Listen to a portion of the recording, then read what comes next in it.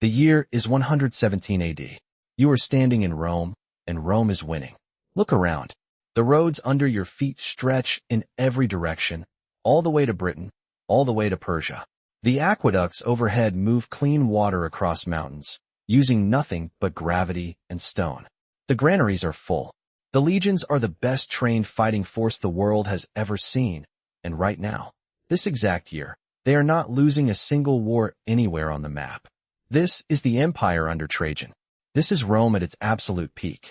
60 million people live inside its borders. Africans, Britons, Egyptians, Syrians, Spaniards, all of them Roman citizens. All of them living under the same law, trading in the same currency, protected by the same army. A merchant can travel from one edge of the map to the other and never leave Roman territory. A letter can cross the Mediterranean faster than at almost any point in the next 1500 years. Roads, law, trade, safety. For most of those 60 million, this is simply what the world is. Nobody here can imagine it ending. Why would they? Look at it. Now fast forward. That world will be gone in 360 years. Not conquered by something bigger. Not crushed by a stronger army. Gone. A Roman emperor, sitting on a Roman throne, will hand his crown to a barbarian king, and nobody will even bother to replace him. Here's the part that should stop you cold. The thing that destroys this empire is not out there past the borders, waiting. It is already here. Right now, in 117 AD, while the roads hum and the granaries overflow, the thing that ends Rome is already growing quietly inside its success. You've probably heard the story of how this ends. Barbarians at the gates. Rome falls. Everybody knows that part. You don't know the real story. Almost nobody does. And once you do, you will never look at a collapsing institution the same way again, including the ones you're standing inside of right now. Stay with me, because there's a name you need to know. By the end of this video, you will know the name of the man who sacked Rome, and the job he held before he did it. And once you know it, the word invasion will never mean the same thing again. Here's what almost everyone believes about the fall of Rome. Barbarians showed up. Rome fell. The end. It's the tittiest story in history. Outsiders, at the gates, tear down something great. Simple, clean, satisfying. It is also close to completely wrong. Picture the date everyone points to. 410 AD. A group called the Visigoths, led by a king named Alaric, marches into the city of Rome and sacks it. Rome, the city that gave its name to the entire civilization, gets looted by outsiders for the first time in 800 years. It is a genuine shock to the ancient world. A Christian scholar living far away hears the news and can barely process it. If Rome can fall, he writes, what can't? So yes, barbarians really did sack Rome. That part is true. But here is the question nobody asks, and it is the whole point of this video. Rome had been fighting off invasions for centuries before this. Germanic tribes, Gauls, Huns, Persians, wave after wave. For 300 years, hostile armies tested Rome's borders. And for 300 years, Rome held. Not because it got lucky once. Because the system worked. Legions rotated in. Generals were funded.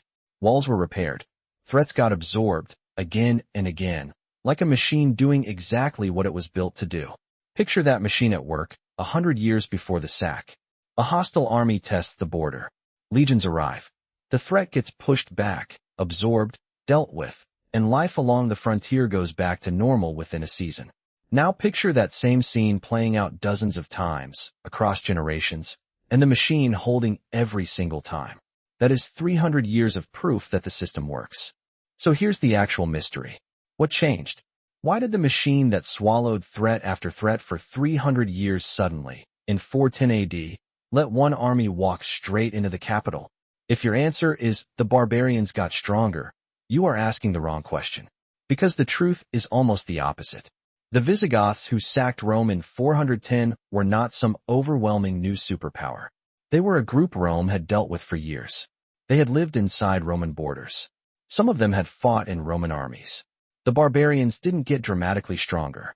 Rome got dramatically weaker. And it didn't happen in 410. It had been happening for 200 years before anyone sacked anything. That's the real story. Not an outside force breaking in.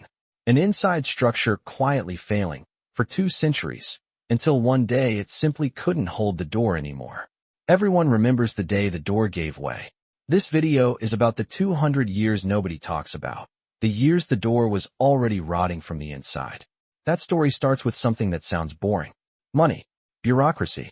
Coins. Stay with it. This is where Rome actually died. So now you know what Rome's financial collapse looked like from the outside. The numbers, the coins, the taxes.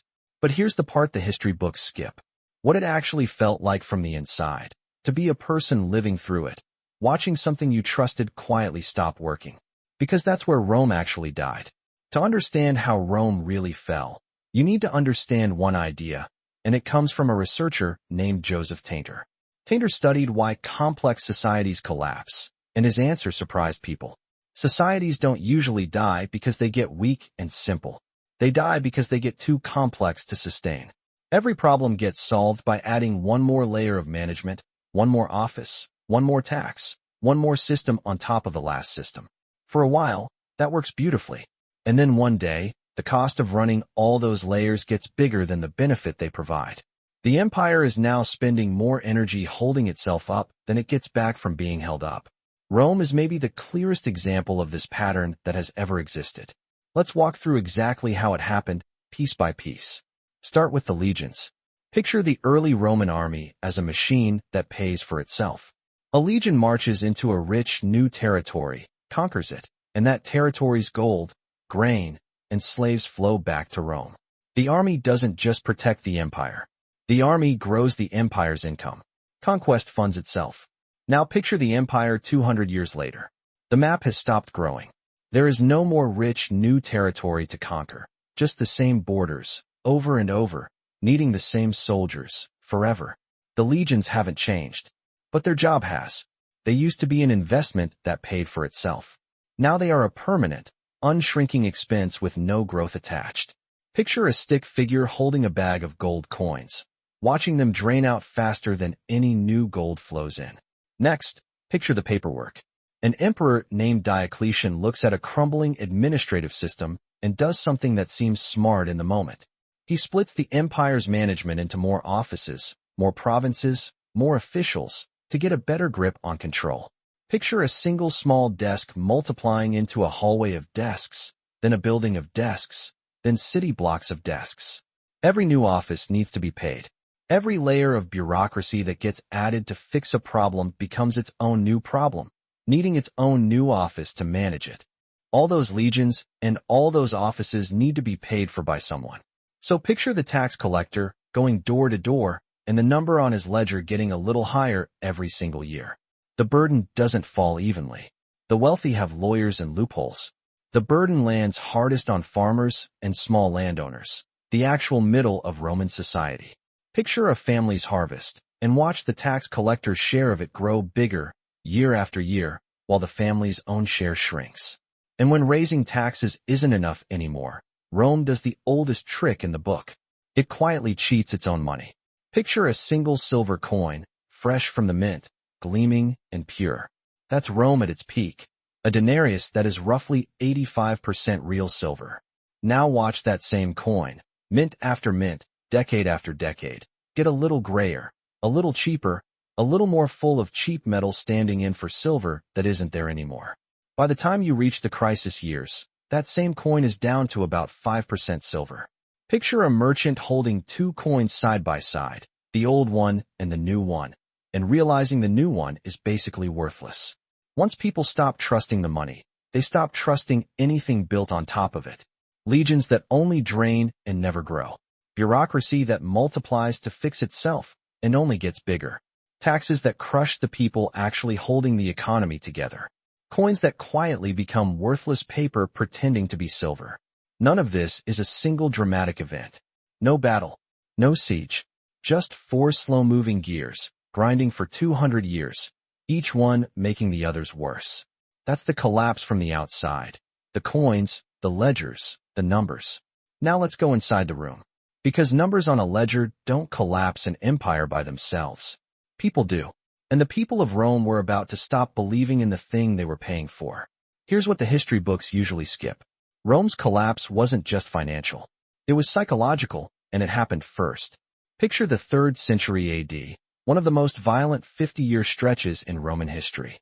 Historians call it the crisis of the 3rd century, and the numbers alone should stop you. In 50 years, Rome goes through roughly 26 emperors. Almost none of them die of old age. Almost all of them are assassinated, executed, or killed in battle by their own rivals. Picture a throne with a target painted on it, and a line of men stepping up to sit in it anyway, each one lasting a year or two before the next one shoves him off. Now put yourself inside that world. You are an ordinary Roman citizen, and in your lifetime you watch emperor after emperor rise and get murdered. What happens to your trust in Rome as an idea? It doesn't vanish in one moment. It erodes the same way the coin does, a little grayer, a little less real, every single year. A historian named Edward Gibbon, writing centuries later, argued that Rome's fall was as much moral and psychological as it was military. People stopped believing the empire was something worth sacrificing for. And once that belief cracks, everything downstream of it cracks too. Picture a soldier standing on a cold, distant border. He has never seen Rome. He may never see it in his life. He's defending a line on a map for an emperor who might be dead by the time news reaches him, replaced by a rival he's never heard of. Ask yourself honestly, how hard do you fight for an idea that keeps getting murdered? Historian Peter Heather argues that Rome's military crisis and its migrations crisis were two sides of one coin. Pressure built on the inside long before it broke through on the outside. The border didn't fail because it was suddenly attacked harder. It failed because fewer and fewer people on it still believed defending it mattered. Picture a farmer, watching the tax collector's share of his harvest grow every year for services and protection that feel further away every year. At some point he stops asking, "How much do I owe?" and starts asking, "What am I even getting for this?" Historian Bryan Ward-Perkins pushed back hard against the idea that this was all a peaceful, comfortable transformation. He argued Rome's collapse was a real, brutal drop in ordinary people's quality of life, and people noticed. When citizens stop believing they're getting anything back for what they pay, they stop paying. Not all at once. Quietly. One farmer at a time, one province at a time. Here's the pattern underneath all of it. And it is the same pattern from smart rooms that talk themselves into disaster. Groupthink doesn't just live in a boardroom. An empire can talk itself into collapse too. Not with one bad meeting, but with millions of quiet, private decisions to stop believing, all happening at once. None of them coordinated, all of them pointing the same direction. By the middle of the 3rd century, Rome doesn't need an outside enemy to be in crisis. It is already having one, entirely by itself. Soldiers who don't feel connected to what they're defending. Citizens who don't see the point of what they're paying for. Emperors who don't survive long enough to fix anything, because everyone underneath them has stopped believing there's a them worth being loyal to. This is the part almost nobody talks about. By the time an outside army actually shows up at the gates, the people inside the walls have already, quietly, stopped believing there's much left worth defending. And that brings us to the barbarians. Because it turns out, the story you were told about them is even more upside down than you think. Here's where the whole story flips. You picture barbarians as outsiders. A foreign army, gathering somewhere beyond the border, preparing to storm in. That picture is wrong, and it's wrong in a way that changes everything. By the 4th century, large numbers of so-called barbarians are not outside Rome's borders. They are already inside them. Rome has a whole system for this. Groups called foederati, barbarian soldiers and tribes formally allied with Rome, fighting inside Roman armies, defending Roman borders, in exchange for pay, land, and status. Picture a Roman legion, and scattered through its ranks, soldiers who are ethnically Gothic, or Vandal, or Frankish, wearing Roman armor, following Roman orders, because that's their job. The barbarians aren't approaching the empire. They are already employed by it. Think about what that actually means. The line you were taught to picture, Rome on one side, barbarians on the other, a wall between them, was never that clean, not for centuries. Roman generals had barbarian blood. Barbarian chieftains held Roman ranks and wore Roman titles. Entire tribes lived for generations inside Roman territory, paying Roman taxes, raising children who thought of themselves as Roman. The border wasn't a line. It was a slow gradient, blurring a little more with every decade. Now picture the man who actually sacks Rome in 410 AD. His name is Alaric, and he leads the Visigoths. Here's the detail almost nobody puts in the headline. Before Alaric ever sacked anything, he served as a general in the Roman military. He commanded Roman troops. He held a Roman title. For years, Alaric wasn't Rome's enemy. Alaric was Rome's employee. So what actually happened? Picture Alaric, again and again, asking Rome for what he was owed. Payment for his soldiers, land for his people, recognition of his rank, and getting stalled, dismissed, or ignored by a Roman government too broke and too fractured to make good on its own promises. Picture the request being made, and made again, and made again, each time landing on a desk that has no money left to answer it. What does Alaric finally do? He marches on Rome, not as a foreign conqueror sweeping in from beyond the map, as a furious, unpaid general who spent years trying to work within a broken system before he gave up on it entirely. The invasion of Rome in 410 AD looks a lot less like a foreign war and a lot more like an employee revolt, after years of being stiffed by an employer that couldn't pay its own bills anymore. This is the reframe. Rome didn't fall to the barbarians the way you fall to an outside opponent. Rome slowly, gradually, over centuries, absorbed the barbarians into itself, into its armies, its border towns, its chain of command, until the line between Roman and barbarian wasn't a wall anymore. It was a blur. And when the system finally broke, it didn't break because outsiders smashed through a gate. It broke because the people already holding it up from the inside finally stopped being willing to hold it up for free.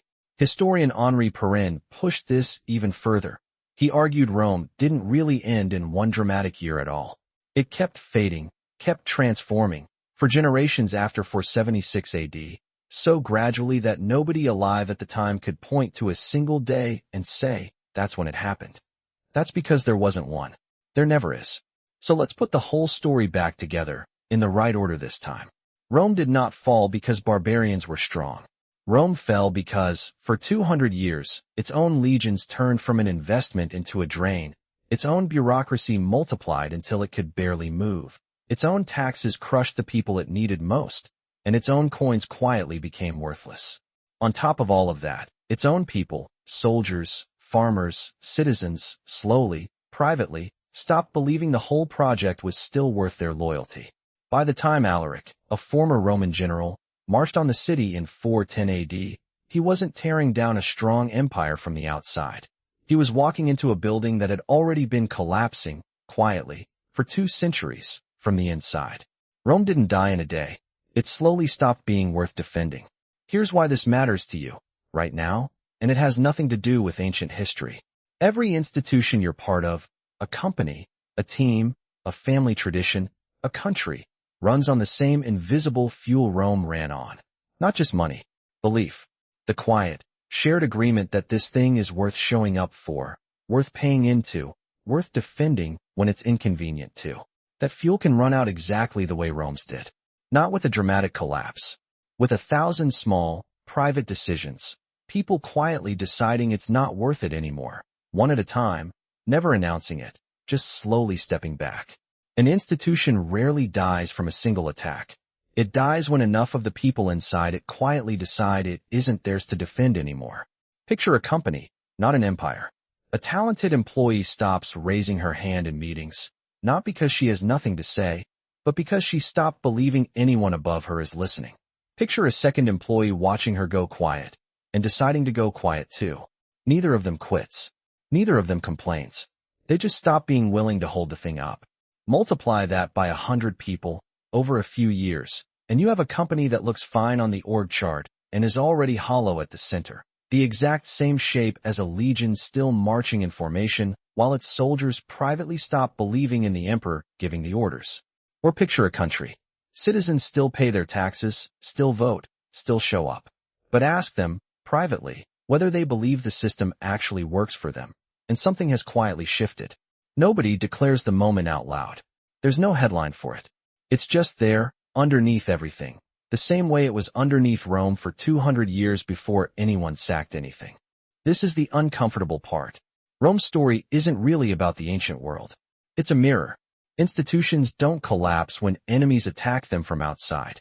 They collapse when the people inside them quietly stop believing they're worth defending. And by the time that shows up as a headline, the real collapse already happened, years earlier, in 1,000 small, silent decisions nobody was keeping score of. So here's the question worth carrying out of this video. Not what empire fell. Something closer to home. Where in your life is the coin quietly losing its silver? Where is the bureaucracy multiplying past the point it still helps? Where have you personally, quietly, already stopped believing, without ever saying so out loud? Rome had 300 years of warning signs before the door finally gave way. It had time. What it didn't have, in the end, was enough people who still believed it was worth holding up. If this made you think differently about the institutions you're part of, there's more where that came from. Every week on this channel, we take one big idea from history or psychology and follow it all the way down, until it says something true about the world you're actually living in right now. Subscribe if you want to keep going. Drop a comment telling me which part hit hardest. I read every single one. And if someone you know needs to hear this, send it to them. That's how this channel grows, and that's how we keep making these. I'll see you in the next one.